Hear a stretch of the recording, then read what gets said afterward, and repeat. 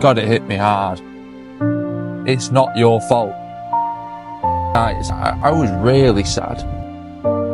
I blame myself a god awful lot. Thinking about it now, it could make me cry.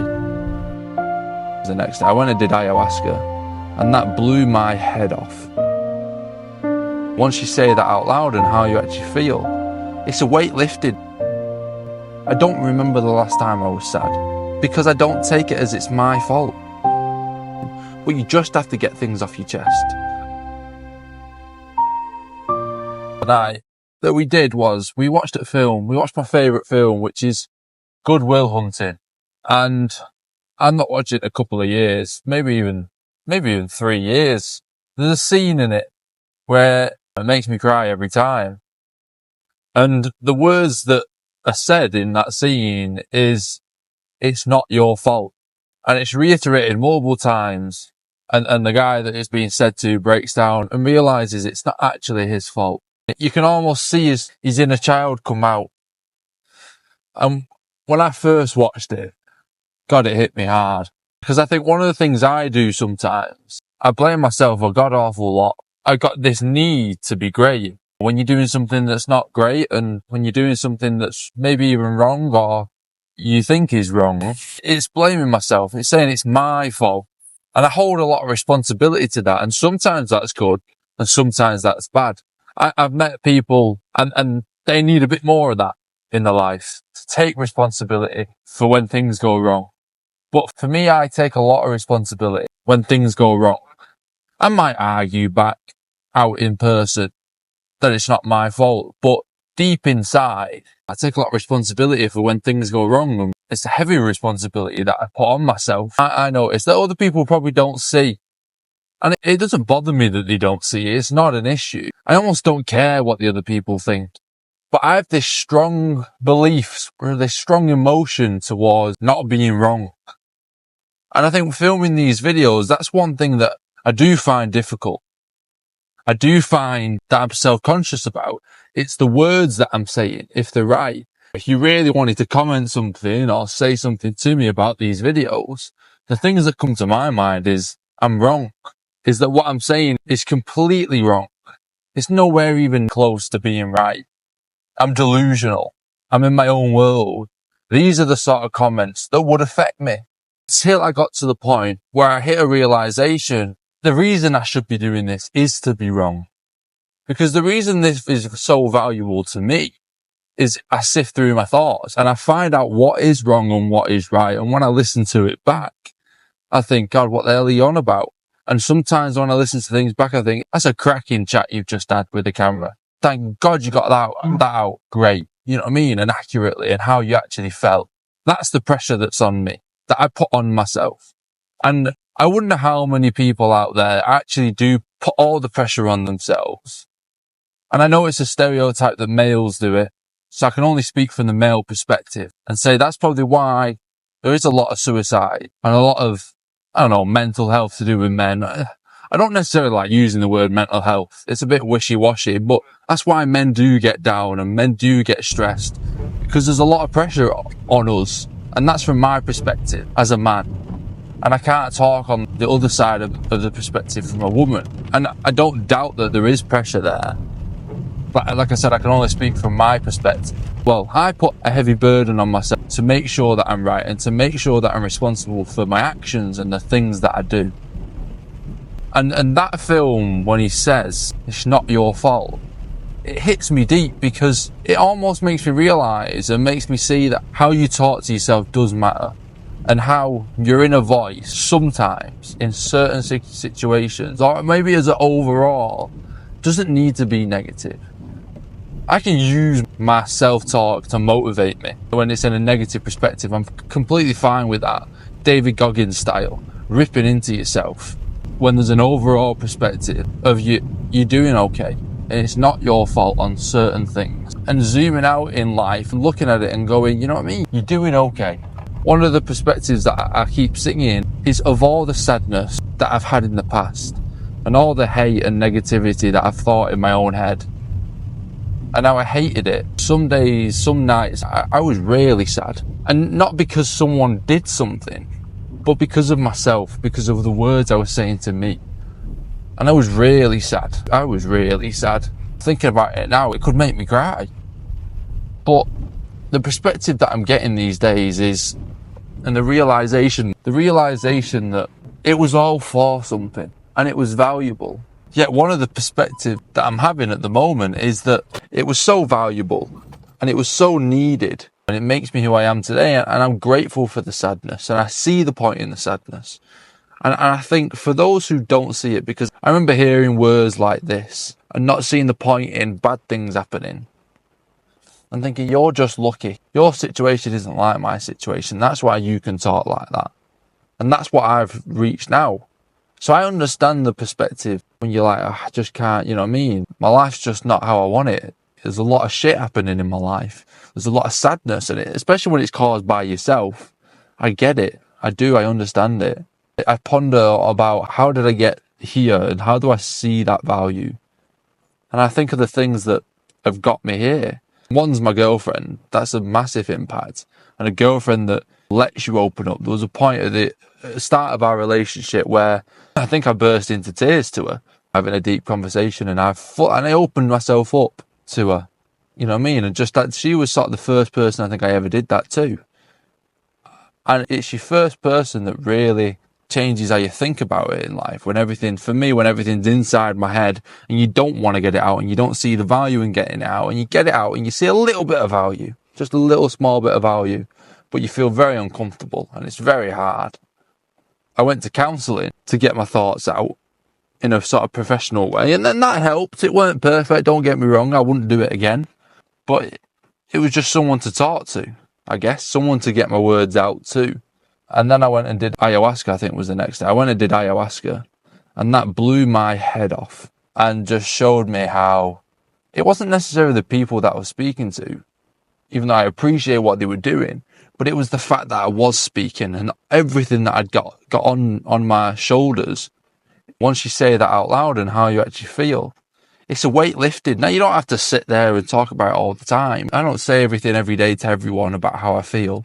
If I'm ever down, I'm not saying you have to moan and you have to constantly say something, but to just say something that people are aware that, one, you have gone through something that's made you sad, and you have moments that are sad. Because I think about me and I think a lot of people probably didn't even know that I was ever sad. We all presume that we all get sad, but we don't. No one sees it. No one really probably believes it fully.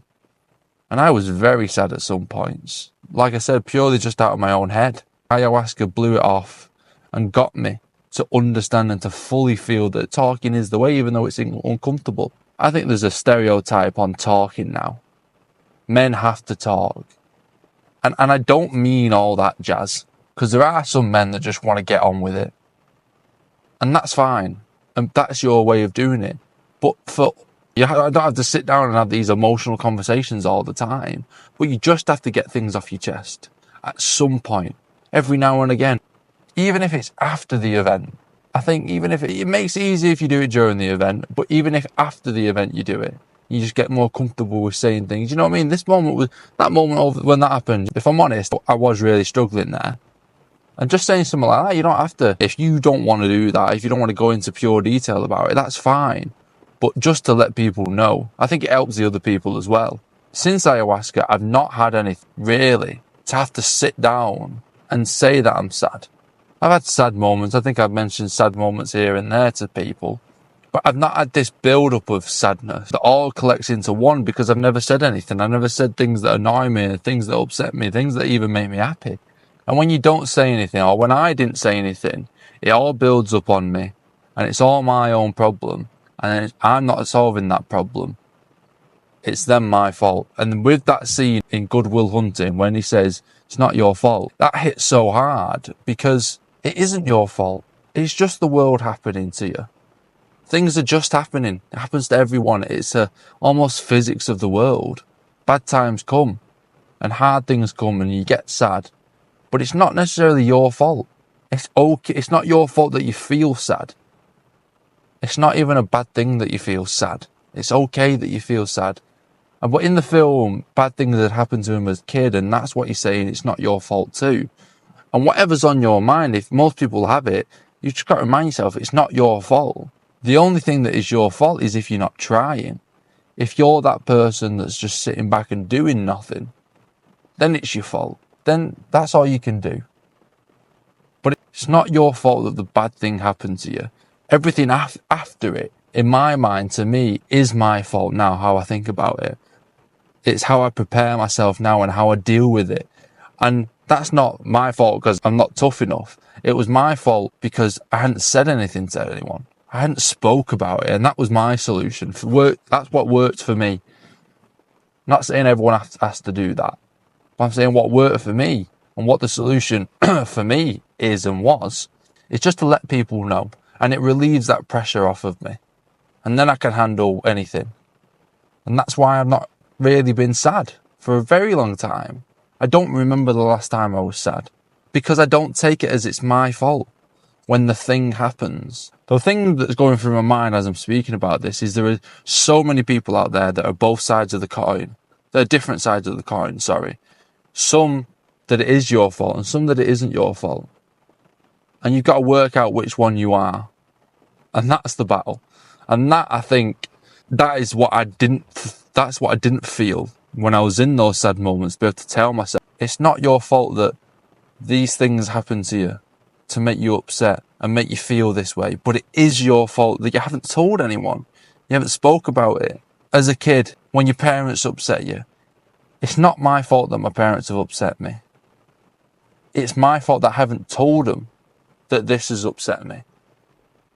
Even if they're not going to change, it's still not my fault. I mean, it's still my fault, that I haven't said anything and let people know. And if you're around people that love you, they will take note. And if they don't, then it's not your fault. As long as you keep going and trying. I think that's what I think. You know what I mean? And everyone upsets each other. People shouldn't take things personally when you upset someone. It's not upsetting someone that's the problem. It's learning from it and solving it and being there and just loving people, for God's sake. Do you know what I mean? You just got to love people and care for people. And the people that don't act that way, it's more than likely because they haven't got the love themselves. And they're all in their own self and they're being selfish and stuff like that. And it's a tough one to get out of stuff like that. And it's when you're in it, you don't know how to get out of it. But once you're out of it, you know how, like me, I see the value in stuff now. And I'm lucky. And we'll just see. Maybe one day it'll change. But who knows? It's not changing for now. But anyway, I'm home. So peace.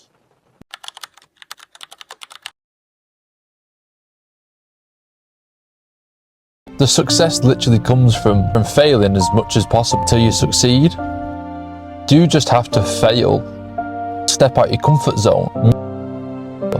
You have to be uncomfortable failing. I think that's what makes things hard for me. That I have to get it wrong to actually learn. I see the extreme value when I watch other people fail. The other people tell you stuff that's right, and it is just me that's not listening to them and seeing it as right. I have to experience that lesson. Sometimes have to touch the fire to see if it's hot. To say, won't do that one again.